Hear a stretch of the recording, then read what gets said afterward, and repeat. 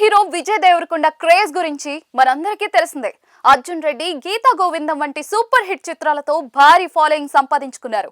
ఆ తర్వాత విభిన్న కంటెంట్ చిత్రాలతో అలరించారు. Vijay Deverakonda acting style, mannerism కు ఆడియన్స్ ఫిదా అయ్యారు. ఇప్పుడు ఫ్యాన్స్ విజయ్ దేవరకొండకు హిట్ ఇచ్చే మూవీ కోసం వెయిట్ చేస్తూ ఉన్నారు.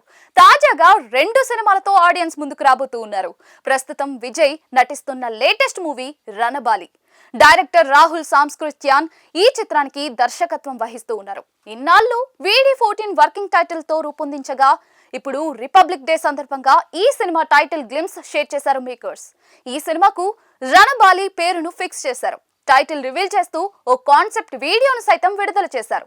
1878లో జరిగిన కథను ఇందులో చూపించనున్నారు. బ్రిటిష్ వారు భారతీయులను ఎంతగా చిత్రహింసలు పెట్టారు, కనీసం భోజనం లేకుండా ఎలా దోచుకున్నారు అనేది ఇందులో చూపించారు.